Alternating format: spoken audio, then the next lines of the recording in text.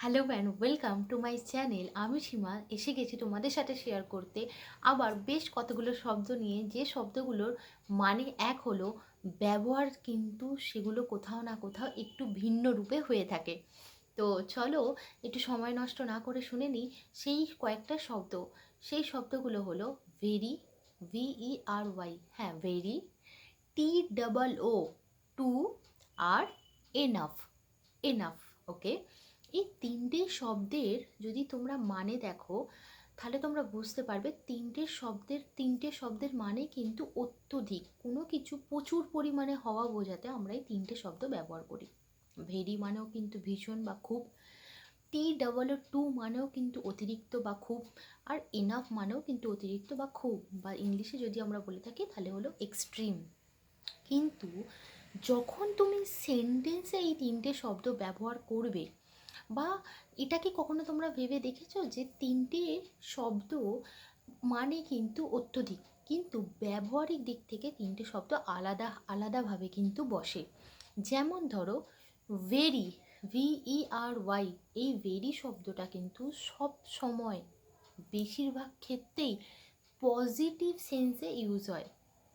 হ্যাঁ, আমি কিন্তু বলেছি বেশিরভাগ ক্ষেত্রে, তার মানে কি কখনো কখনো এটা নেগেটিভ সেন্সেও ইউজ হতে পারে, কিন্তু তা বলে কিন্তু এই রকমভাবে নেগেটিভ এটা কখনোই করবে না যার মানে কিন্তু কখনোই পজিটিভ হওয়ার সম্ভাবনা নেই। যেমন ধরো তুমি তোমার মাকে বললে, এখন তো শীতকাল, তুমি তোমার মাকে বললে যে আমার জন্য এক কাপ কফি বানিয়ে দাও। তোমার মা যখন তোমার জন্য কফিটা বানিয়ে নিয়ে এলো, তুমি যেই না কফি মগটা টাচ করলে তুমি ফিল করলে যে কফি মগটা টু হট, TOO হট, কিন্তু তুমি বললে কফি মগটা very hot, the coffee mug is very hot. আমি বললাম the coffee mug is too hot, TOO। আমি কিন্তু TO2 এর কথা এখানে বলছি না, TOO যেটার মানে অতিরিক্ত বা খুব বেশি বোঝায় সেই টু এর কথা বলছি। তাহলে আমি ভেরি হটটাও এখানে ব্যবহার করতে পারি, টু হটটাও ব্যবহার করতে পারি, কিন্তু দেখে নাও কখন তুমি টু হট বলবে আর কখন তুমি ভেরি হট বলবে। ভেরি হট তখন আমরা বলবো যখন গরম হওয়া সত্ত্বেও তুমি সেই কফিটা খেতে পারবে, মানে পান করতে পারবে, তুমি সেই কফি থেকে সিপ নিতে পারবে। SIP, সিপ, সিপ মানে হচ্ছে চুমুক দেয়া। চা বা কফি বা কোনো এই ধরনের লিকুইড বেভারেজের ক্ষেত্রে আমরা সিপ কথাটা কিন্তু ব্যবহার করে থাকি। তো তুমি চুমুক দিতে পারবে কখন, সেটা গরম হওয়া সত্ত্বেও, মানে খুব গরম কিছু কিছু মানুষ খেতে পারে, তাদের ক্ষেত্রে কোনো প্রবলেমই নয়, বা ঠিক আছে মোটামুটি যা গরম আছে তুমি খেয়ে নিতে পারবে, সেক্ষেত্রে তুমি তোমার মাকে কি বলতে পারো, আর সেক্ষেত্রে তুমি কোনটা ইউজ করতে পারো, তুমি কিন্তু ইউজ করতে পারো ভেরি।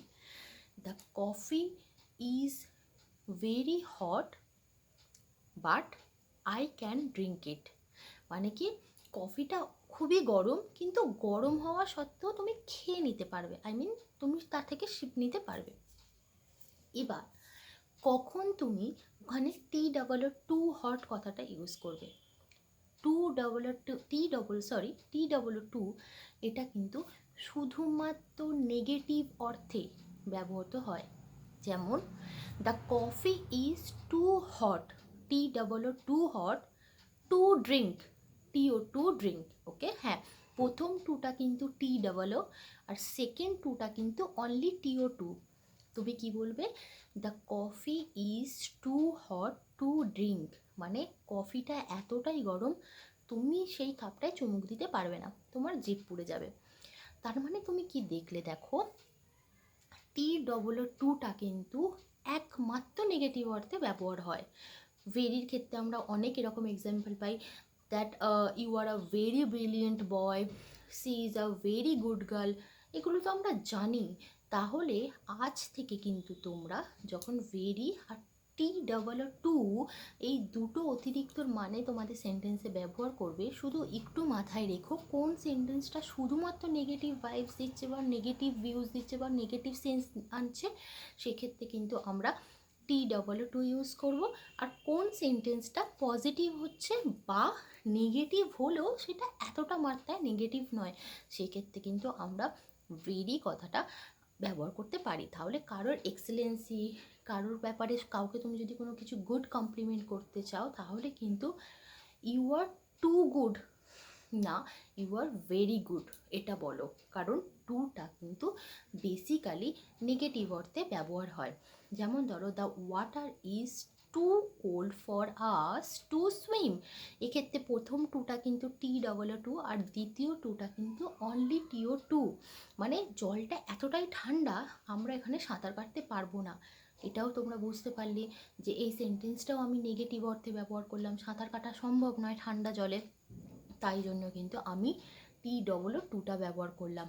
আশা করি তোমাদের TOO অ্যান্ড ভেরি এই দুটোর মধ্যে কনফিউশন কিছুটা হলেও ক্লিয়ার হয়ে গেছে।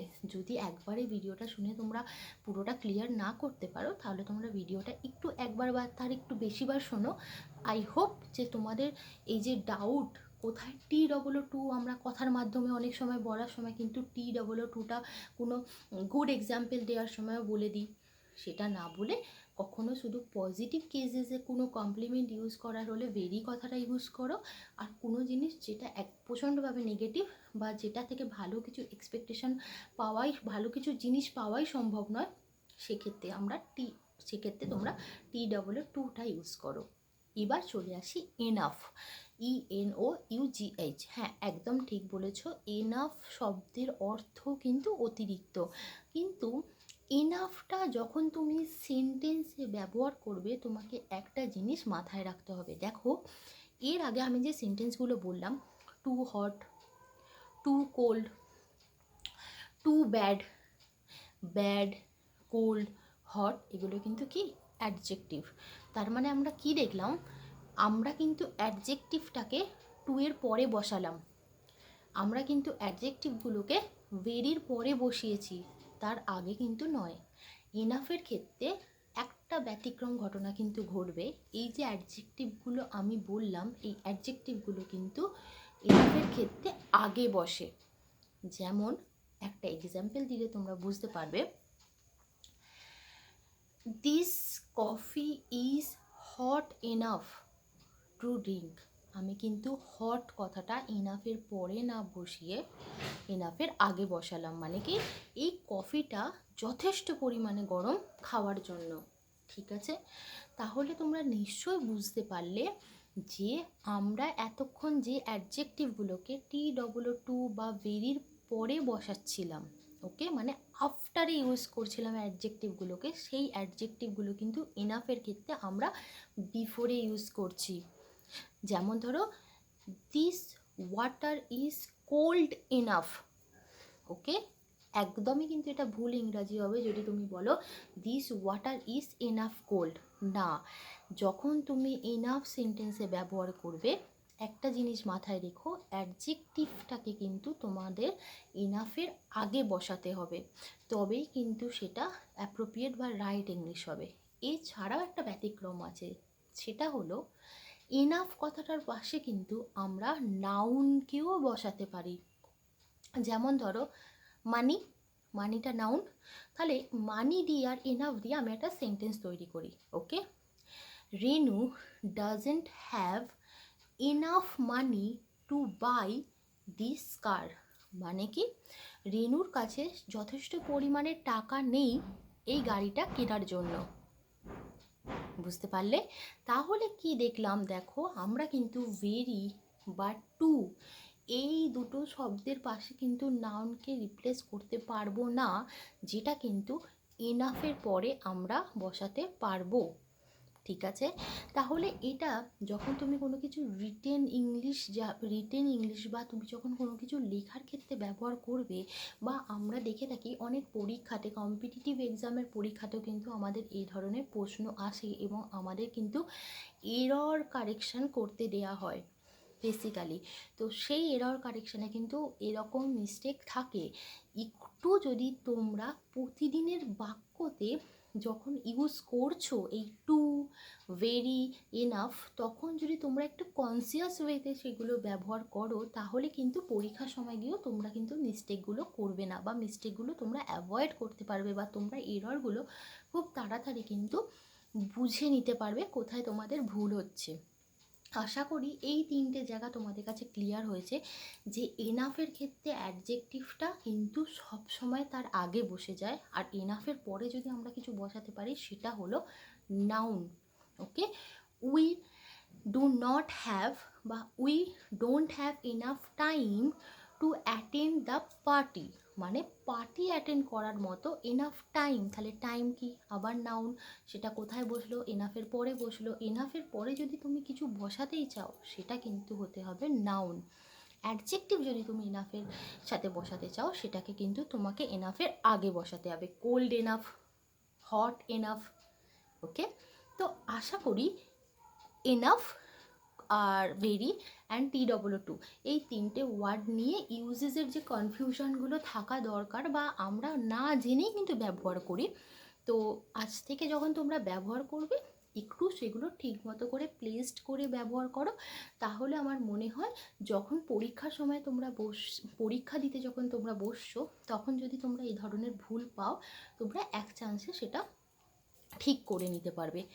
আর একটা কথা একটু বলে দিই, এই যে TOO, এই টু অতিরিক্ত, এটার মানে তো অতিরিক্ত, এই টুটা যখন কোনো সেন্টেন্সে বসে তখন কিন্তু ইনফিনিটিভ TO2 এই টুটা কিন্তু অবশ্যই নেয়। এটা কিন্তু সব সময় জেনে রেখো। যেমন ধরো this coffee is too hot to drink.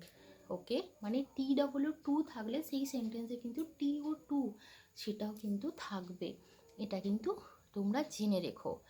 এরপরে চলে আসি আরও দুটো শব্দ। সেই দুটো শব্দ হচ্ছে বাই, এটা প্রিপোজিশন, আর হচ্ছে উইথ, এটাও একটা প্রিপোজিশন। এই দুটো ইউজেসেও কিন্তু আমরা কিছুটা মিস্টেক করে ফেলি।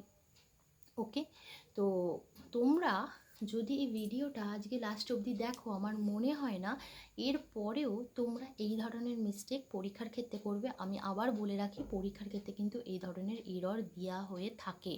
তো অনেক পরীক্ষা এমন আছে, কম্পিটিটিভ এক্সাম এমন আছে যাতে এরকম ধরনের এরর আমরা পাই।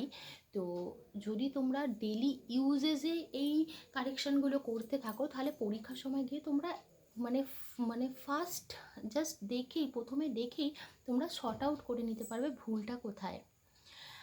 বাই এই শব্দটা, এই প্রিপোজিশনটা বেসিক্যালি কোনো পার্সনের ক্ষেত্রে বসে।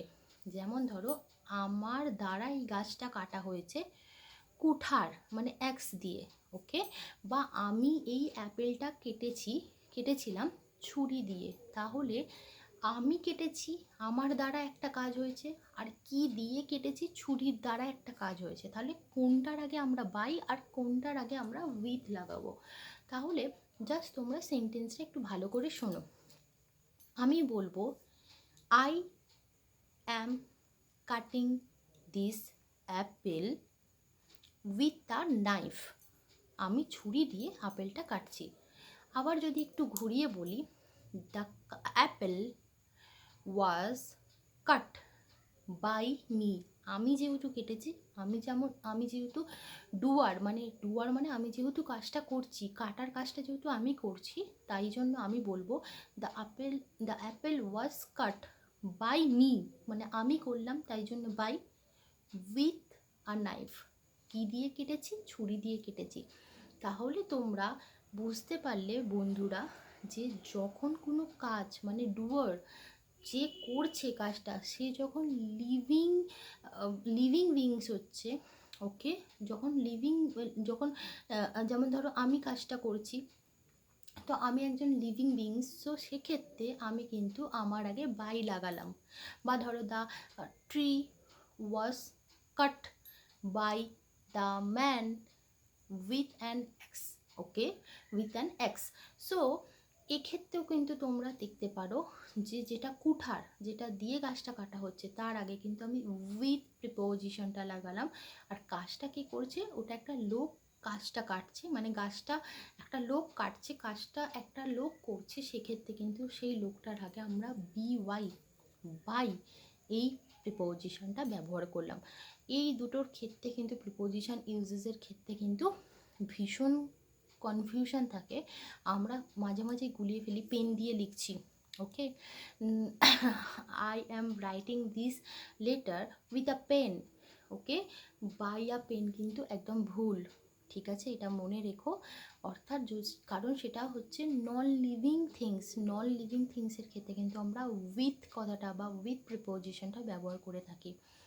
আজ থেকে আশা করি যদি তোমরা ডেলি বেসিসে কনভারসেশনে বা কমিউনিকেটিভ ইংলিশে যদি তোমরা এই ধরনের প্রিপোজিশন ইউজেসের কথা মাথায় রেখে জিনিসগুলো ব্যবহার করো, সেক্ষেত্রে কিন্তু তোমাদের এরর ডিটেকশনের পার্টটায় গিয়ে তোমরা খুব সহজেই এররটা ডিটেক্ট করতে পারবে। নট অনলি দ্যাট, তোমাদের কনভারসেশনটা আরও বেশি ফ্লুয়েন্ট হবে এবং আরও বেশি কনফিডেন্ট হবে। কারণ এটা অনেকের ক্ষেত্রেই হয়ে থাকে, যখন তারা কনভারসেশন করতে যায়, যখন তারা কমিউনিকেটিভ ইংলিশের ওপর বেশি জোর দেয়, কমিউনিকেশন কারোর সাথে করতে যায়, কথা বলতে বলতে কিন্তু মানে অনেক ধরনের প্রিপোজিশনাল মিস্টেক বেসিক্যালি হয়ে থাকে। তবে হ্যাঁ, আমি যেটা আমার আগের ভিডিওতে তোমাদেরকে বলেছিলাম, কমিউনিকেটিভ ইংলিশ মানেটাই হলো তুমি যেটা চিন্তা করছো বা তুমি যেটা কাউকে বোঝাতে চাইছো, তুমি যদি তাকে সেটা বুঝিয়ে দিতে পারো, তাকে বোঝানোর মতো স্টক অফ ওয়ার্ডস যদি তোমার ভিতরে থাকে, কারণ এটা কোনো মুখস্থ করার জিনিস না, এটা পুরোটাই প্র্যাকটিসের জিনিস কমিউনিকেটিভ ইংলিশটা। তো তাকে বুঝিয়ে দেওয়ার মতো স্টক অফ ওয়ার্ডস যদি তোমার মধ্যে থাকে, তাহলে তুমি ডেফিনেটলি খুব ভালো একজন কমিউনিকেটার হয়ে উঠতে পারবে। মানে তুমি খুব ইজিলি এবং স্মুথলি, এবং সবথেকে যেটা পয়েন্টের ব্যাপার সেটা হচ্ছে খুব ইজি ওয়ার্ড বলে কিন্তু তুমি কমিউনিকেশন করতে পারবে। খুব বড় বড় জায়গাতেও কিন্তু এটা হয়, অ্যাডভান্স ইংলিশ যেটা আমরা বলি সেটাও ব্যবহার হয়, কিন্তু এরকম কোনো ব্যাপার নেই যে তুমি যদি অ্যাডভান্স ইংলিশে না বলতে পারো তাহলে তোমাকে কেউ শুনবে না বা তাহলে তোমাকে কেউ বুঝবে না। ইভেন এটাই হয়ে থাকে বেসিক্যালি যখন তুমি কোনো গ্রুপের মধ্যে কনভারসেশন করছো বা কোনো জায়গাতে একটা পোডিয়ামে উঠে যখন তুমি একটা স্পিচ দিচ্ছ, তখন তোমার একটাই মোটো হওয়া উচিত যে তুমি যে স্পিচটা দিচ্ছ সেই স্পিচটা যেন সবার ক্ষেত্রে বোধগম্য হয়, সবাই যেন সেটা বুঝতে পারে। এই নয় যে তুমি অ্যাডভান্স ইংলিশের এমন অনেক ওয়ার্ড ইউজ করলে যেগুলো হয়তো অনেকে বুঝতে পারলো না। তো কমিউনিকেটিভ ইংলিশ মানে ইংলিশটা যেটা তুমি ভাবছো, মনে যেটা চিন্তা করছো, এবং তোমার যে মনের ভাব কাউকে তুমি যদি কিছু বোঝাতে চাইছো, সেটা তুমি যখনই বুঝিয়ে দিতে পারবে তখনই তুমি একজন ধীরে ধীরে গুড কমিউনিকেটর হয়ে উঠবে। আশা করি আমার ভিডিওতে তোমাদের যে জিনিসগুলো আমি বললাম আজকে থেকে তোমরা সেই জিনিসগুলো একটু খেয়াল রাখবে যখন ব্যবহার করবে। এই টু আর ভেরির মিস্টেকটা তো অনেক ক্ষেত্রে হয়, অনেক ক্ষেত্রে আমরা বুঝতেই পারি না কোন ক্ষেত্রে আমরা টু বলে দিই, কোন ক্ষেত্রে আমরা ভেরি বলে দিই, আবার কোনো কোনো ক্ষেত্রে ইনাফ বলে তারপরে অ্যাডজেক্টিভকে লাগিয়ে দিই, এগুলো কিন্তু একদম ভুল। ঠিক আছে, তো আজকে থেকে ইউজ করার সময় এই ওয়ার্ডসগুলো ইউজ করার সময় এই প্রিপোজিশন দুটো কনফিউজিং প্রিপোজিশন নিয়ে আমি অনেক ভিডিও দেবো, আশা করি সেই ভিডিওগুলো তোমাদের জন্য ভীষণ হেল্পফুল হবে। তো থ্যাংকস ফর ওয়াচিং, এবং আই এম রিয়েলি গ্রেটফুল যে তোমরা আমাকে খুব সাপোর্ট করছো, আমার ভিডিও দেখছো। Thank you so much.